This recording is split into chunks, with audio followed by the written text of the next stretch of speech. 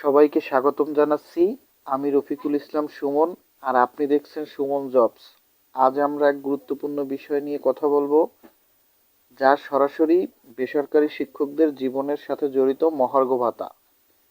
এই বিষয়ে সম্প্রতি কিছু গুরুত্বপূর্ণ আপডেট এসেছে, যা আপনারা অবশ্যই জানতে চাইবেন। তাহলে চলুন আর দেরি না করে মূল আলোচনায় যাই। প্রথমেই জানতে হবে মহার্ঘ ভাতা আসলে কি। এটি শিক্ষকদের জীবনযাত্রার মান উন্নত করার জন্য দেওয়া হয়। দিন দিন জীবনযাত্রার খরচ যেমন বেড়ে যাচ্ছে, তেমনই শিক্ষকদের আর্থিক চাহিদাও বেড়েছে। বেসরকারি শিক্ষকদের জন্য মহার্ঘ ভাতা তাই অত্যন্ত গুরুত্বপূর্ণ। এখন আসি সাম্প্রতিক খবরের দিকে। শিক্ষা মন্ত্রণালয়ের নতুন ঘোষণায় বলা হয়েছে, আগামী মাস থেকে বেসরকারি শিক্ষকদের মহার্ঘ ভাতার পরিমাণ 20% বাড়ানো হবে। তবে এটি এমপিওভুক্ত শিক্ষকদের জন্য প্রযোজ্য হবে। এই ঘোষণায় শিক্ষকদের জন্য নিঃসন্দেহে একটি স্বস্তির খবর, তবে এর কিছু চ্যালেঞ্জও রয়েছে।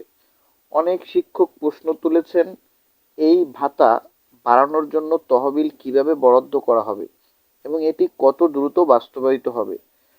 যদিও এটি ভালো খবর, তবে শিক্ষকদের মূল অভিযোগ হলো, এই ভাতা প্রয়োজনের তুলনায় অনেক কম।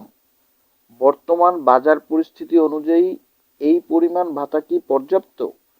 তবে সরকারের পক্ষ থেকে বলা হয়েছে, মহার্ঘ ভাতা ধীরে ধীরে আরও বাড়ানো হবে এবং শিক্ষকদের জীবনমান উন্নত করার জন্য দীর্ঘমেয়াদী পরিকল্পনা নেওয়া হচ্ছে। শেষে আমি শুধু বলতে চাই, মহার্ঘ ভাতার এই উদ্দেশ্য শিক্ষকদের জন্য একটি আশার আলো, তবে এটি আরও দ্রুত ও কার্যকরভাবে বাস্তবায়ন করা প্রয়োজন। আপনারা কি মনে করেন, মহার্ঘ ভাতার এই আপডেট শিক্ষকদের জন্য কতটা সহায়ক হবে? নিচে কমেন্ট জানাতে ভুলবেন না। ভিডিওটি যদি ভালো লেগে থাকে তাহলে চ্যানেলটি সাবস্ক্রাইব করুন এবং বন্ধুদের সঙ্গে শেয়ার করুন। আমি সুমন, আগামীতে আবারও দেখা হবে নতুন কোনো গুরুত্বপূর্ণ তথ্য নিয়ে। সবাই ভালো থাকুন, সুস্থ থাকুন।